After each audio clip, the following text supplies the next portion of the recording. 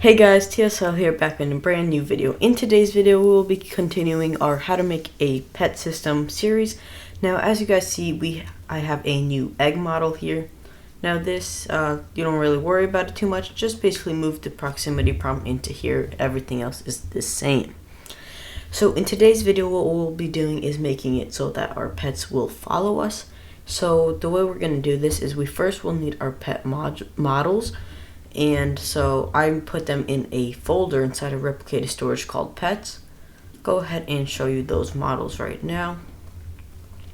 So here are the pet models that we have. One for a bunny, one for a dog, and one for a cat.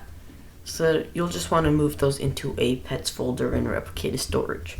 Now in the pet module, instead of having a frog, we want it to be a bunny. And up here I also changed it to bunny. So the first step in making our pet follow us is we will need to clone the model into our character.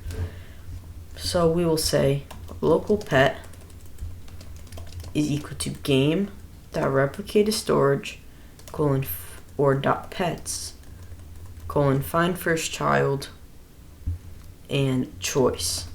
So basically we want to find the whatever it is that we chose that got hatched in our replicated storage, find it as a model, and we want to then clone it. So say clone, say pet.parent is equal to player.character. So now that we have this, basically it should just clone it into our character. So if we just open our egg, you see we hatched a bunny.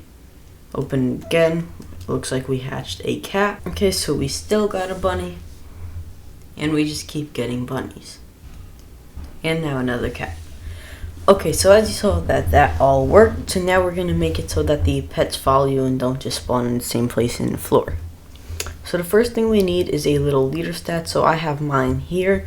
All I have in it is this one pet's equipped value, which is just a string value called equip pets in the player. So now we're basically going to, well, not now yet, but we're going to need to use this so that we know where each pet should be placed. So we'll only be able to have 3 pets equipped, well, with this script still working, so you'll have to add the cap on your own. So 3 pets, and basically they'll be placed around the player. So in our pet module, every time we get a new pet, we have to access our player's equipped pets and append to that value choice and a comma with a space, because that's how we're going to split it into the string, so we can basically loop through it and place each pet at a certain place.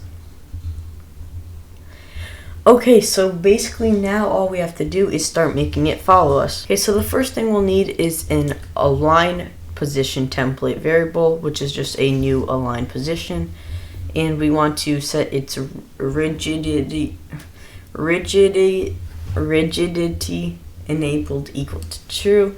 And the same thing for our align orientation template, which is an align orientation and not an align position. And I'm not going to try to even say that once more. So then the next thing we'll need is a few variables for the character's primary part and the pet's primary part.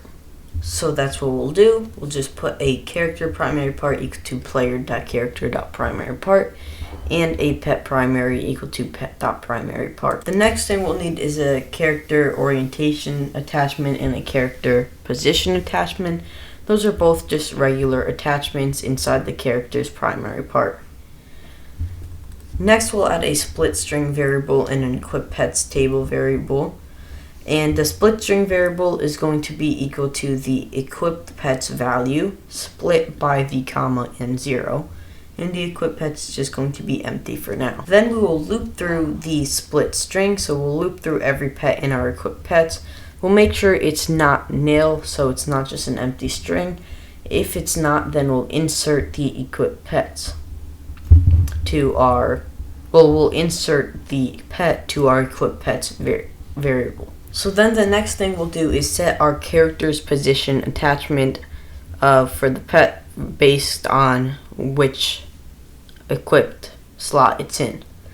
So if it's the first pet, then we place it at vector3.new 2, 1, 3. This is the offset. And if it's the second pet, then we do 0, 1, 3. And I'm going to change this to 5, so that it's like more like a circular motion around us. And then for our third pet, it's at -2, 1, 3. So then we need a pet orientation and pet position attachments inside the pet primary as well. And an align position variable, an align orientation variable, which is a clone of the align position template. And then we just set the attachment 0 and attachment 1 to the pet position attachment and the character position attachment for the align position one, and also for both of these the parent will be the pet primary part. And for the align orientation, the attachment 0 and 1 will be the pet orientation attachment and character orientation attachment. So then the last thing we have to do is pet : get network, or not pet primary : get pet primary : get network ownership, or not : get network ownership, but : get network owner, and set that to the players. This will just make everything a lot smoother. So now let's go ahead and try this script out, and hopefully everything will work. So if we go ahead and save this to Roblox or to the file, and we play here at our egg, if you see, we open this egg. Here comes my bunny, he's placed right there. Here comes my dog, he's placed right there. And we got another bunny. Alright, so as you see, the pets follow me, and yeah. So guys, that is it for today's video. If you enjoyed the video and this helped you out, please remember to leave a like and subscribe. We are aiming for 1.1k subscribers by the 29th, and it would be awesome if you guys can get me there. I know you guys can do it. You guys are awesome. Also, make sure you leave a like on the video so everybody knows this is a great video, which it is. And also turn on post notifications so you don't miss out on a new video ever. And yeah, hope you guys learned from this video, and hope to see you guys next time. Until then, see ya. Bye.